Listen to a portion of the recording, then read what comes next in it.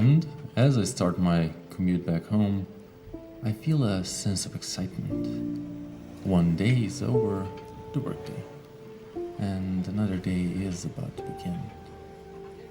At this point, my brain is unconsciously starting to plan out this other, more personal day.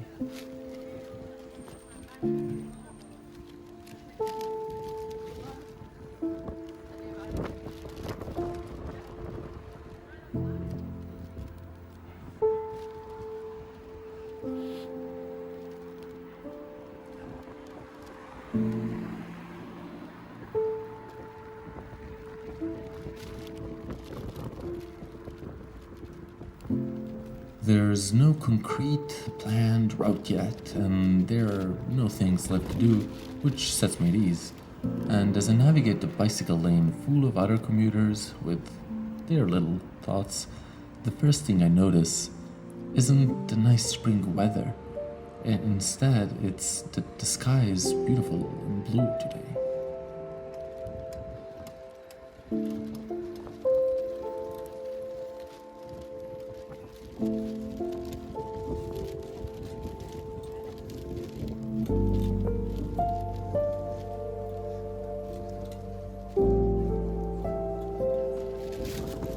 Instead, my mind turns to the wind. An unconscious choice for sure, formed by some years of cycling in the city that is on an island in between an ocean and the sea.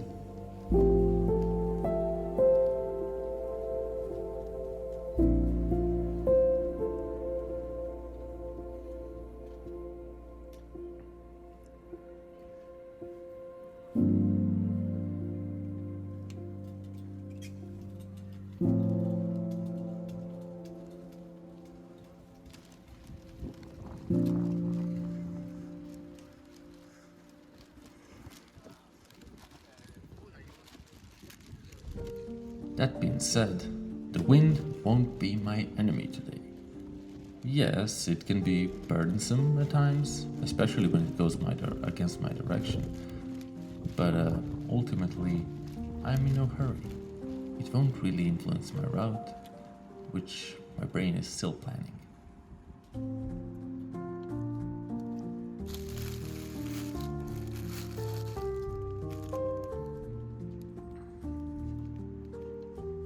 It might, however, kick around my bouquet of flowers.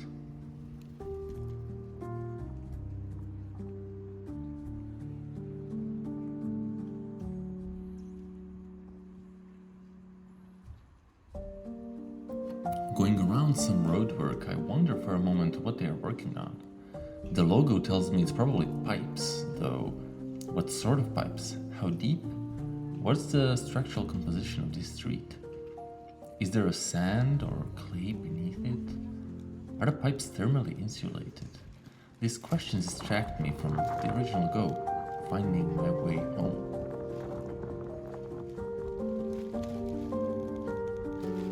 Can't help but admire the city's architecture for a bit. The reflection of blocks in the windows of the detailed historic facades somehow fits seamlessly. It's like a little mosaic meant for our cyclists. Cars are way too fast to see it.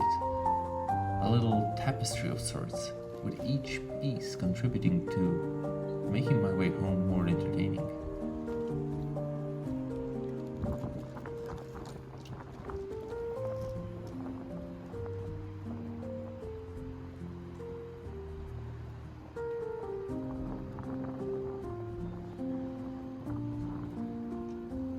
I've always admired the Danish Architecture Center and the Lille Langebro bicycle bridge.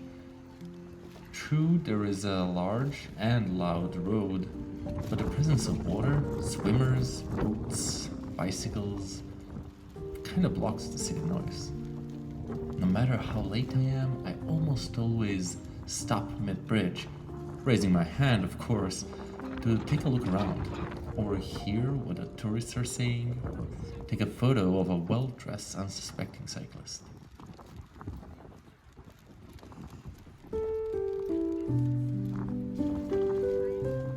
It is a very unusual bridge. I only saw it open a couple of times before, and every time I watched with childish grin as the whole bridge rotates to let the sailboats through. It's always quite a sight.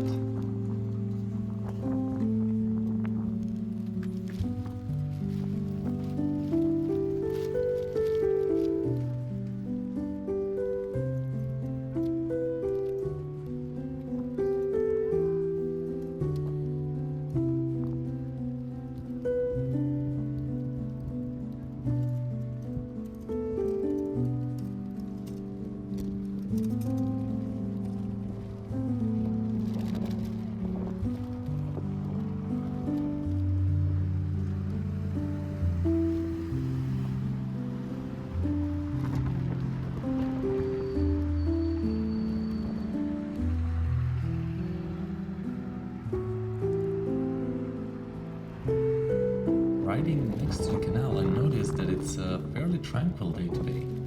There are lots of people around, bathing, others reading in the sun, doing an afternoon run and commute, or playing with their kids.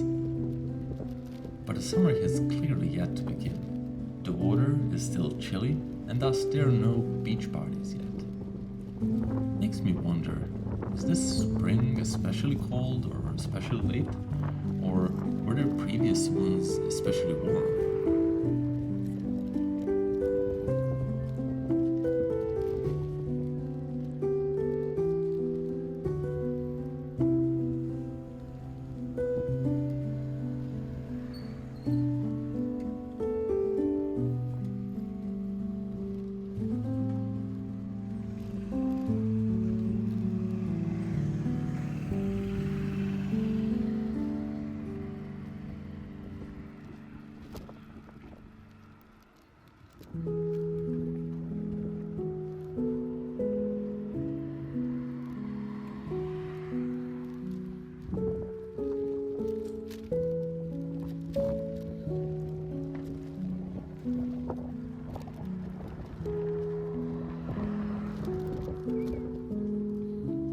As I turn my attention at random people from my bike with a camera in my hand and no helmet, it crosses my mind how safe this road actually is, and how natural it feels to afford such a brief moment of absent-mindedness, to look at the sunset over the canal.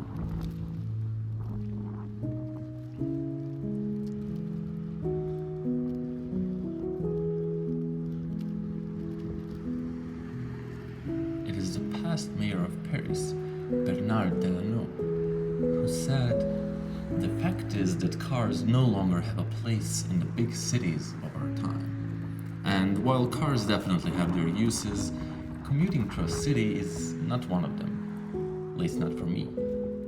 In true Danish fashion, we rely on good design to normalize and integrate the various users of the road. The tagline being integrate, don't segregate."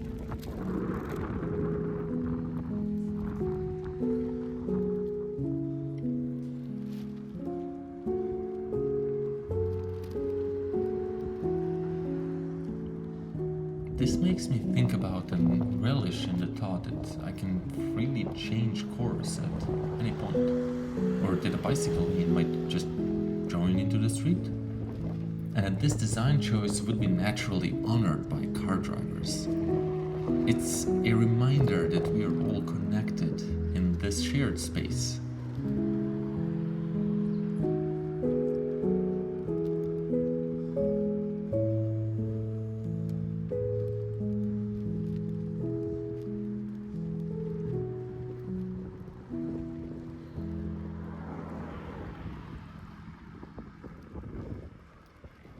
Quote Danish-Canadian urbanist and author Mikael Colville-Andersen, "Not just bikes and infrastructure, but traffic calming, lowering speed limits, among many other things." In my mind, I think of it like a slogan. Not just bikes, but not just cars either. The public spaces belong to all of us, and the infrastructure should reflect that.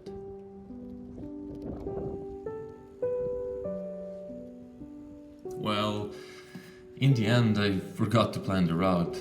Perhaps that is for the best.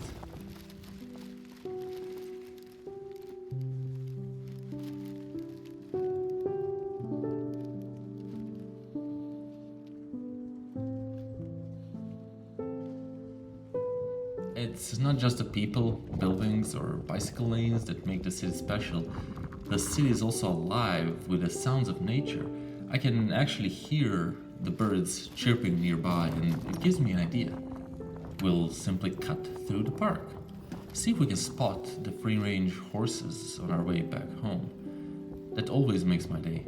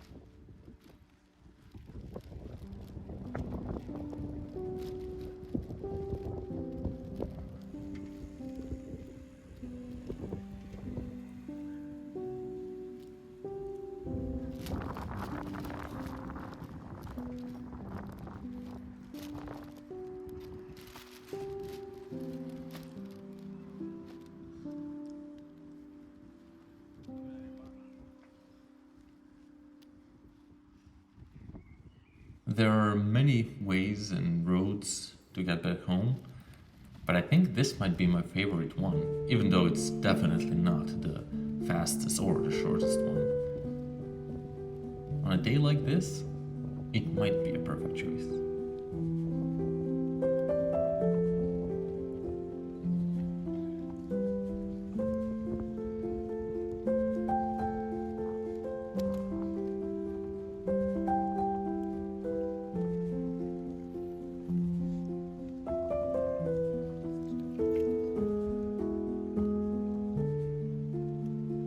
These little trash cans. I've used them so many times. I really like the fact that I don't have to stop. I just throw something in.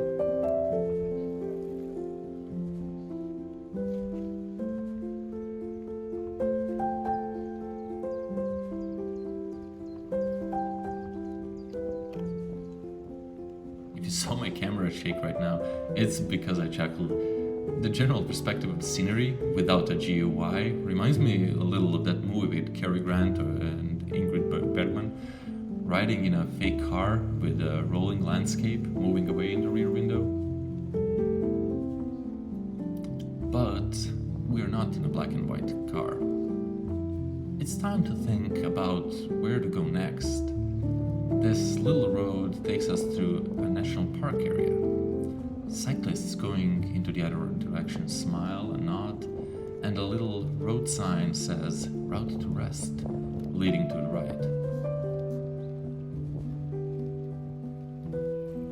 As I near the end of my ride, I'm filled with gratitude for the opportunity to experience the city on my bicycle. It's really a reminder of the beauty that surrounds us if we just take time to look for it. I often commute by metro as well, especially in the winter. And while I can see the park, I can't just decide to change direction or take the longer route home, and I can't really soak it in the same way. Well, I haven't met any cows or horses, sheep or rabbits today, the usual inhabitants of this road, which I hope to see. But there's no reason to end just yet. As I entered the roundabout, I battled with my handheld camera in order to properly signalize my intentions with my hands. First none, then a left, and finally a right.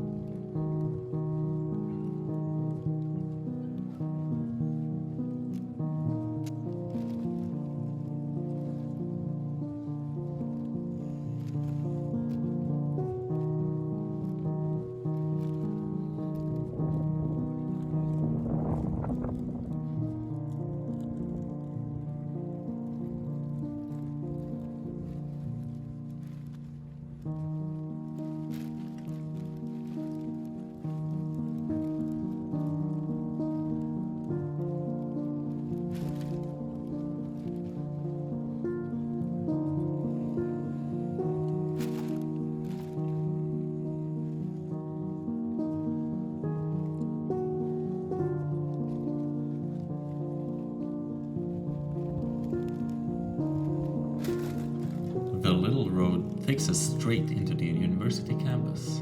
I really like this route. Even though it's definitely not the fastest one, I kinda actually went a little backwards. I'm used to seeing it sunny and noisy, filled with students, but today it looks nearly abandoned. No wonder, the exam season is upon us, and today is also a school holiday, so I'm sure everyone is using their time wisely.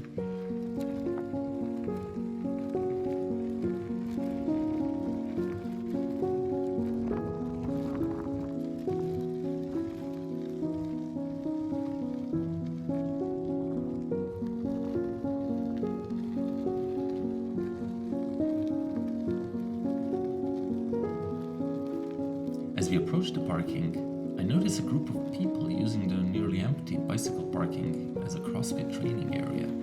Such an interesting use of an otherwise completely packed space. On any other day, you'd be hard-pressed to find even a free bike slot. Groups would be filled with students sunbathing, having a picnic, or with study groups. But today, it's a CrossFit place. It really never ceases to amaze me what a well-designed public space can do and how many shapes it can take. And how many activities it can enable.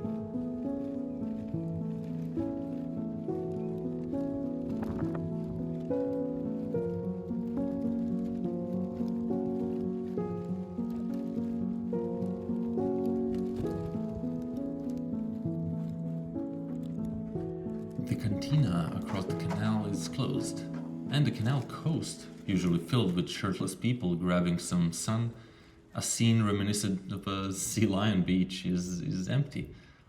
No worries though, next time we visit I'll pick a work day. Also, it'll be summer.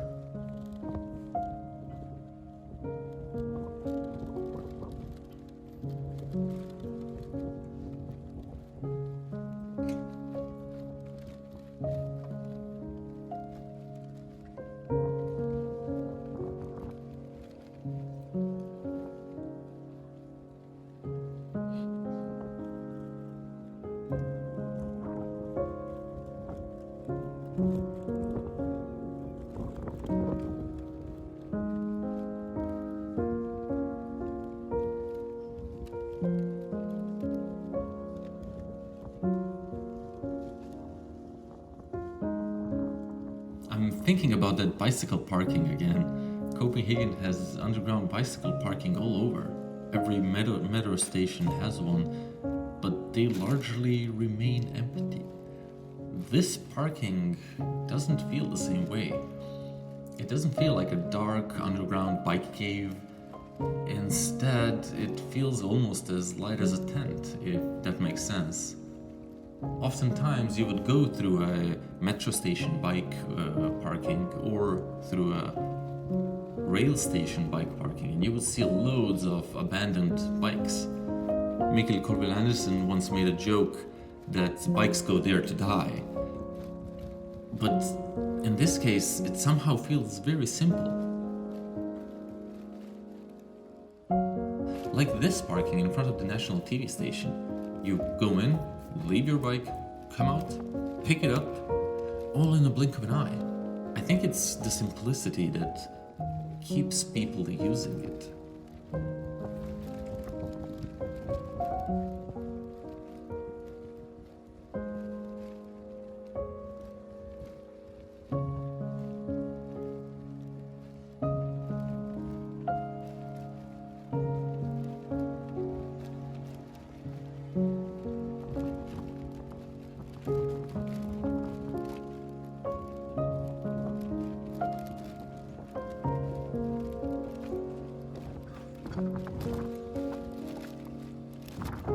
Driving past the national TV station, I can't postpone the inevitable. It is time to go home now.